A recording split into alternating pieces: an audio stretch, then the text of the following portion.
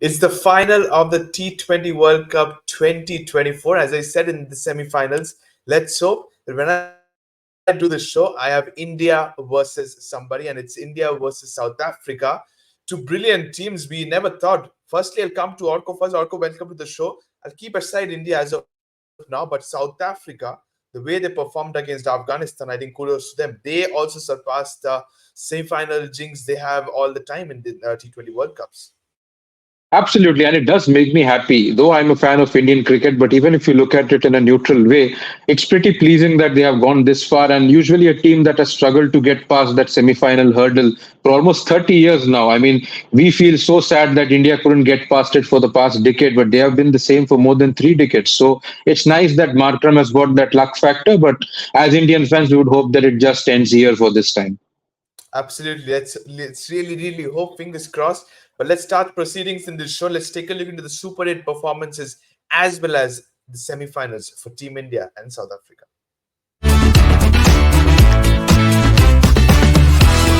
Starting with the Super 8s, I think as we all said before as well, the three games they were brilliant.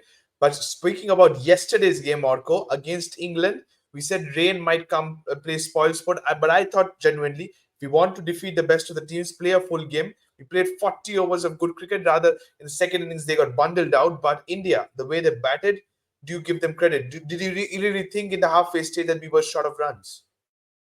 No, I don't think so because I felt that we had got enough runs in the bag, and especially because rain wasn't a real possibility as the game progressed. It only helped us because obviously, if it would have been a rain shortened one with fewer overs, it benefits the chasing side. But it's good that it didn't happen and our spinners could come into play. And what a team selection! I mean, backing three spinners and keeping Siraj out from the last two games has absolutely helped us. And it's nice that we got past the finishing line and kind of a revenge from the previous semi-final that we lost to the same team.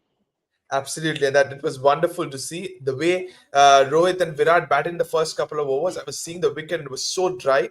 I knew it that it would definitely turn that much. The Adil Rashid wicket of Rohit Sharma, that was a prime example of how much the ball can turn. Then you saw Kuldeep Yadav, Ravit Jadeja, Akshar Patel as well.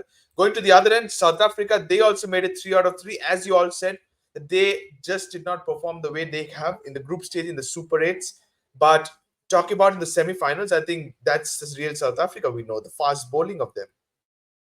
Absolutely. And I think they've capitalized at the right time. People say and attribute it to luck, but I think more than just luck, doing the right things at the right time also matters. And they have done that pretty well. Their captain is leading from the front as a leader, maybe not so much with the bat, but his fielding efforts, taking two crucial catches in important times, one against England, the other versus, I believe, USA or Bangladesh, I should say. So he's It been was again someone who's been Bangladesh, taking yeah. some. Yeah, Bangladesh. So he has been taking some crucial catches as well. He's been marshalling his troops pretty well, and his batting performance is also around the corner. So obviously, South Africa have done well, and I'm happy for them. Absolutely. We are definitely happy for both the sides. I'm hearing a lot of statements when it comes to India, South Africa make it into the finals. The choker's tag is always there, but we will be happy for seeing it from the neutral point of view. These two teams make it to the finals, but probably, if I've heard it correct, Orko is the first time after a long time, no England, no Australia in a final of an ICC event. Well, that's a breath of fresh air, to be very honest, because there's always been a monotony that the Aussies are always in the finals, if not them off late. England have been doing pretty well. Even New Zealand was around the corner. It's nice that India is there. India has also been among them, but sadly haven't been past the finishing line. And for once, seeing South Africa doing well is obviously something that is welcome because they've always had the side, but just that they always fail to perform at the right time. And this time around, they didn't do that. They have performed at the right time. And I think them peaking in this tournament is only good for their country's cricket as well. Absolutely. That's wonderful news. And congratulations to South Africa making it to the finals. May the best team win tomorrow evening. But let's take a look into where does these two teams play in the finals. Let's have a look into the pitch report.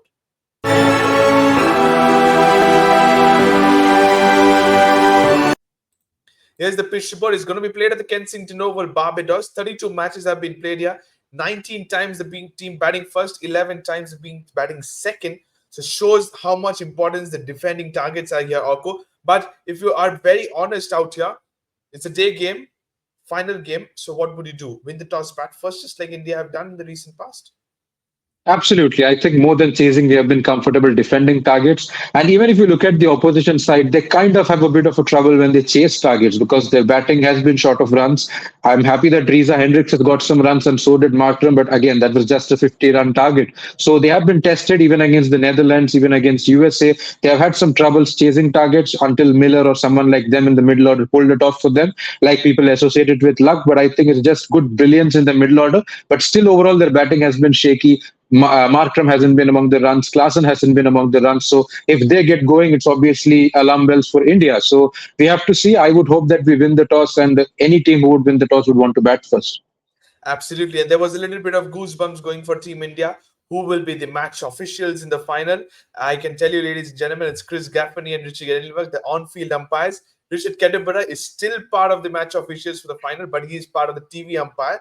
So I think that doesn't matter, to be honest, Orko.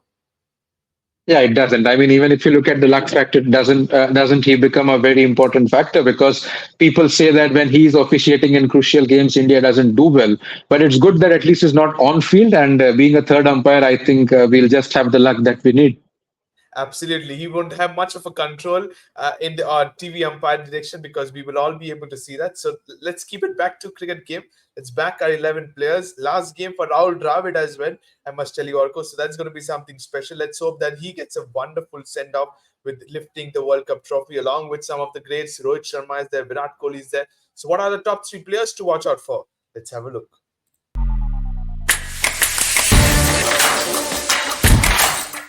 I was really gutted to remove Rohit Sharma from here and bring back Virat Kohli because both the captain as well as the coach says something special is definitely around the corner in the final for Virat Kohli. Jasprit Bumrah, he doesn't need an introduction.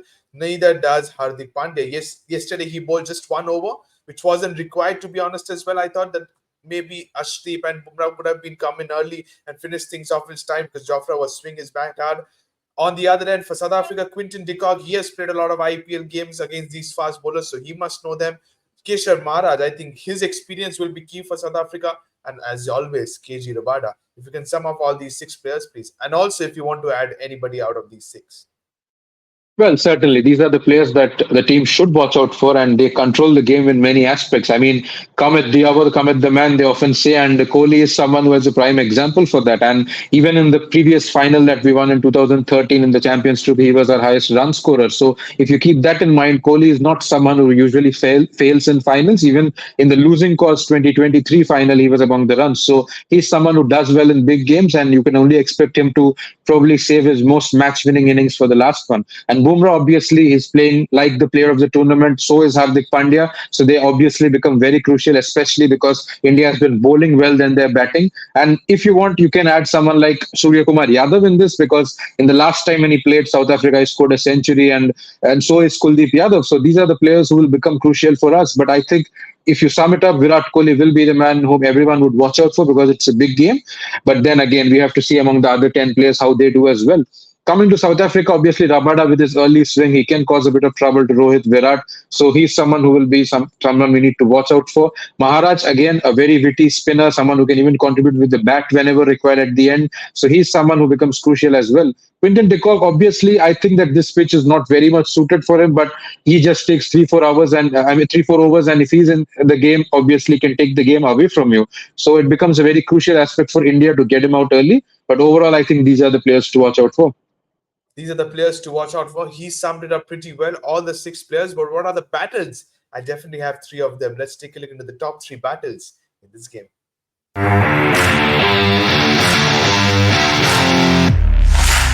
Starting with in the first one, which is definitely Virat Kohli versus KG Rabada Orko. Battle number two, Christian Stubbs versus Kuldeep Yadav, the former Delhi Capitals mates for them. And number three is Quinton de Kock versus Arshdeep Singh. Three battles. Which one are you definitely watching, Orko? I am expecting you to say one. But talking about battle number two, I heard a few podcasts out there. Christian Stubbs was refused that Kuldeep said he will not bowl to him in the nets. So is this the right matchup for them to face each other?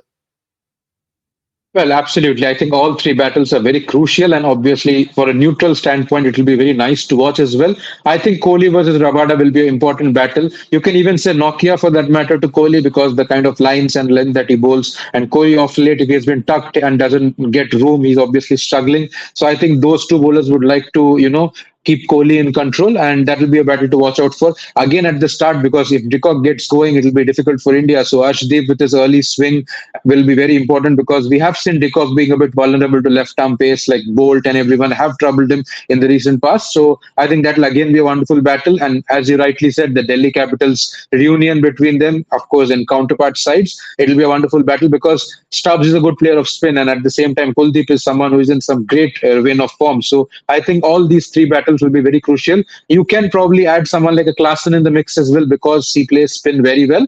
But again, I think these are the battles that you need to watch out for. I did not add Classic just because of his form and he has been not been looking good. But Stubbs has been brilliant so far in the World Cup. That's the reason why I've gone with these three battles. But what are the playing 11? Do I have any changes for either of the sides? Let's have a look.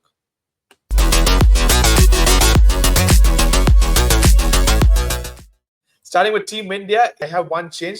If you can see, unfortunately, it's a final. You may not want to make any changes, but I still do have one. I think it's a forced change. I would love to have Sandu Samson in that, just because Shivam Dubey is not contributing much in the middle order. What's your take on this one, Orko?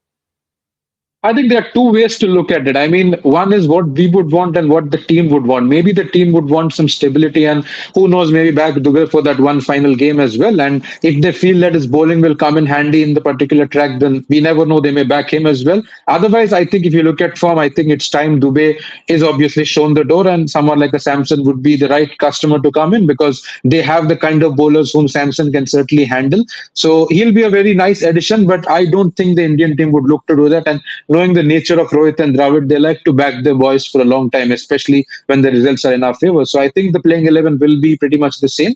But if Samson comes in, it will be more than welcome. Okay, so you're saying it's going to be the same 11 just because India are unbeaten. It's coming onto the winning side. So back Shivam Dubey. And I 100% agree with that factor as well. So no chance for Yashasvi Jaiswal, I was hearing. I don't think so. They're going to experiment the opening order. No matter how poor form Virat Kohli is going, I think he's one game away. You cannot do that. For South Africa, I think they will surely play two spinners in this track. So no Bartman in this one. Shamsi and Maharaj plays along with the three pacers for you, Orko. Absolutely. I think Shamsi's been doing well. And even in the recent fixture versus India, he did trouble the Indian batters a bit. And if you look at this track, they will obviously get some purchase and maybe a bit of slowness as well. So he would look to exploit it. Maharaj obviously is a no-brainer. He's going to start every game and certainly will do so in this game as well. And they already have three pacers who can do more than enough damage. And if required, they can get some bowling out of Markram, or if required, Stubbs as well. Absolutely. I was about to come that. You can see part-time bowlers of Markram and Stubbs there. Five regulation pace bowlers in the bottom line. So if you're India, if you're an opening batsman or the top order batsman, which bowler out of these five would you like to target? Is it a Marco Jansen? Certainly, I think Marco Jansen will be the weak link, you can say. But again, if you go too hard at him, he can obviously get wickets up front as well, because off late he's been doing well in the power play. And knowing that Rohit Sharma and Virat like to go hard, so he'll be a key for both the teams. If he gets going, then it's advantage South Africa. And if it's the other way around, then obviously we'll have the upper hand. So he'll be the bowler I think India would target, and maybe look to play out Nokia and people like Rabada a bit more safely. Okay, so that sums up the predicted playing 11 for both the sides. Let's take a look into the predictions time now. It is predictions time. World Cup final 2024. Orko, India versus South Africa, 29th of June. Give your predictions honestly. What's your percentage for this game? 60-40 India, because every reason for it, because they've had that kind of form. They've dominated teams in and out, and somehow South Africa have scampered to this position. I mean, obviously, I'm happy for them, but you can't say that they've been totally convincing in all the games. But that being said, that has been the case even when Australia was in the 2023 final. So we don't know, one good day, one bad day for any team would get the results in their favor or against their favor. But if you look at the matchups, if you look at the form in place and the momentum which the teams have, I think India have a pretty strong upper hand, and hoping that our 12-year long wait ends and India wins the World Cup. Okay, 12-year long wait ends and India wins the World Cup, is what Orko is saying. Let's really, really hope so. We're done with this. Thank you so much, Orko. Thank you to all the viewers watching this video. Thank you for also supporting the entire T20 World Cup with me as well. Sit back and enjoy this wonderful final tomorrow, 8 p.m. at Barbados. India versus South Africa. Fingers crossed once again. Let's hope Rohit Sharma and Team India lifts the trophy after the end of the game's play. So thank you so much. Don't forget to subscribe to the Fifth Umpire. Press the bell icon as well. So thank you so much and bye.